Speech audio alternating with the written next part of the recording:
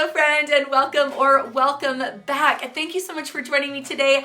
Let's talk about clutter and how to avoid accumulating a lot of it in your home. If you're anything like me, clutter is a huge stress trigger.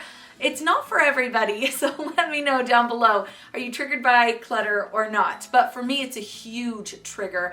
So I've come up with some tips on how to really cut back on the clutter consumption, how to avoid accumulating large amounts of clutter in your home so that you can live more peacefully and have less stress. So thank you so much again for being here. Please subscribe and let's hop right in.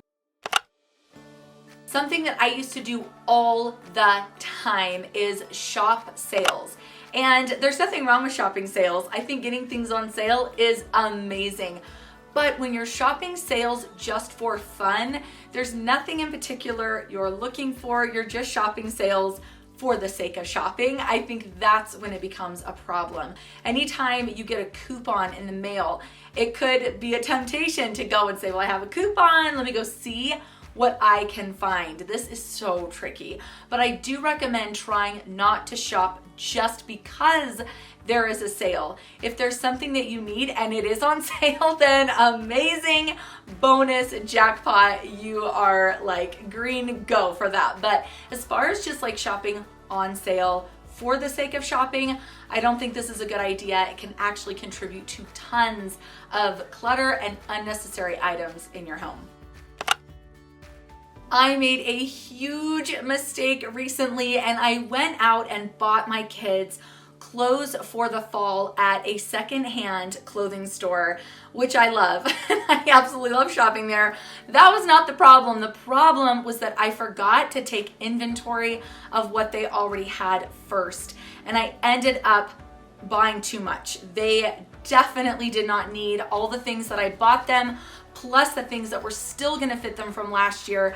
I just got excited, I got ahead of myself, and not taking inventory cost me in the end. So when it comes to buying seasonal clothes for yourself or for your kids, take inventory so you don't make this mistake, because I ended up having to then declutter a bunch of clothes and it was just a huge waste. It was a waste of my time, it was a waste of my money, and a huge regret in the end. So take inventory before you buy new seasonal, especially clothing items, so you don't do what I did.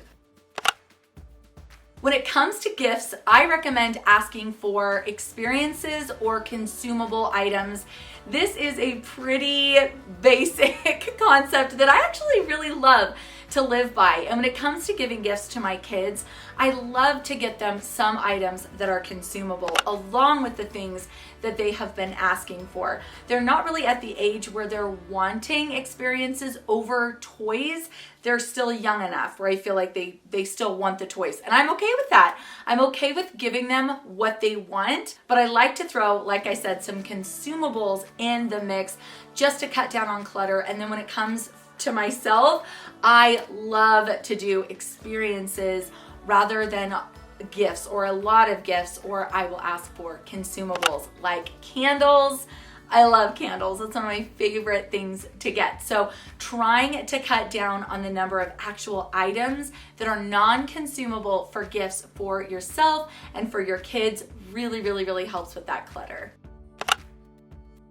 Okay, this next one seems really self-explanatory, but I want to go into it a little bit because this has ended up being a little bit harder for me than I anticipated when I started my journey to a more clutter-free and simplified life, and that is to only buy what adds value to your life. Here's why this was tricky for me. I can see something and think how much it will add value to my life. I can think of how I will use it. I can see how much I will love it. But sometimes I have made purchases of these items that I thought were really mindful of things that I was certain would add a lot of value to my life. And in the end, they didn't fulfill the same purpose that I thought they would.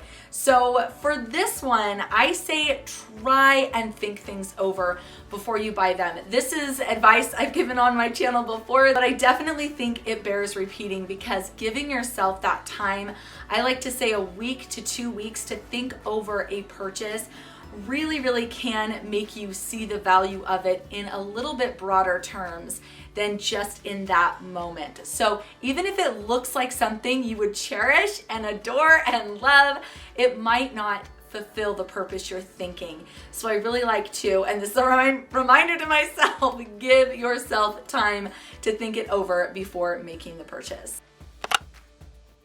When it comes to making purchases, I think there are a few questions that we can ask that make it really easy to see if this is just gonna be clutter or something that we will enjoy in the long run. So here are the questions I recommend you ask. Do I have something similar? This is a really good question. Remember when I talked about the clothing inventory that I did not take and I ended up buying more clothes than the kids needed? I actually ended up buying 2 of the same shirts that same day. Like I said, I just got so carried away and I bought 2 of the same shirts for my one son. So really, this reminded me of this concept of duplicates. Be really mindful. Do you already have something like this at home? Asking yourself where you will keep the item in your home. Where does it belong? Does it have a home, or is it gonna be brought into your house and go directly into a cupboard or a drawer? Now, I know it's tricky if you're buying ahead for like a birthday party. I've got some things kind of stashed away right now for a birthday party this weekend, and that's not really what I'm talking about, but items that are meant to take up like a permanent residency in your home. Do you know exactly where they're going to go? I love this question. If you can't picture where it goes, it's probably not worth it, and it'll probably just end up cluttering your home. The last question I recommend asking is, can I see this item in my life 6 months from now? I like to get good use out of the items that I buy, and if I end up getting rid of something after a very short amount of time, I feel like I wasted my money and that the item really ended up just being clutter in my house. So if you can picture this item being useful and enjoyed at least 6 months into the future, it's probably going to be a better purchase or a more mindful purchase and a little bit safer. I want to talk specifically about clothing for a second and clothing clutter. I know at the turn of a season, it's really nice to get some new items, to get some new fresh things for the new season, but I have a tip. If the hangers in your closet are totally maxed out, instead of buying more hangers, either don't buy a new item or remove some of the items that are in your closet already. This is something that I realized about 8 months ago when I was going through a closet declutter. I had a couple new things that I was really excited to put in my closet, and I realized I was totally out of hangers. And my instinct was to just buy more hangers. And then I realized that is not really good thinking. That's just adding to the volume in my home and going beyond the boundary that I'd already decided on for my closet. So instead of buying new hangers, I went ahead and pulled some items out of my closet to make room for the new things. So that is something that I really love to do with clothing, because closet clutter is real. It is a thing, and it can get really out of control if you are not managing it. So when it comes to clothes, just think about your hangers and make them a boundary. You decide on what works for you, and then just don't go beyond that boundary that you've set. I think this next one could be kind of surprising, but I'm gonna recommend not to get free stuff. It's just like the concept of not shopping sales just because there's a sale. If you need the item, amazing. If you can get what you need for free, that's incredible. But if somebody is giving something away for free and you can't picture it in your life 6 months from now, if you don't know where you'll keep it, if it's already reminding you of something that you have, it's not good, and it's actually not free. That item will take from you because it's something that you have to manage, maintain, store, all of that. It's not free at all. And I think, oh, hi. And I think once we realize that, it can be super, super helpful. Hi, darling. My next tip is to get rid of all packaging right away. If you get home from the grocery store and you've got things in little boxes that are meant to go in the toiletries, let's say toothpaste, that's a good example. Get rid of the box immediately. It's one extra item that does not need to be taking up space in your home. Just get rid of all packaging items, boxes, anything like that. Get it out of your space. This is really, really easy clutter that you can take care of because it's literally garbage. I have talked at length about the 1 in, 1 out rule, but I think there's something really, really important to note about this concept. And the 1 in, 1 out rule, I'll just explain it quickly, is where you literally bring one thing into your home and take one thing out. And it needs to be kind of similar in size, in function. You know, you wouldn't bring in a new giant stuffed teddy bear for your kid and get rid of an eraser. You know what I mean? Because the volume doesn't match. I like to think of things in similar size comparisons. So the 1 in, 1 out rule is awesome. This is another one that works great in the closet, like I just talked about, but it really only helps keep the clutter down in your home if you've already decluttered your space.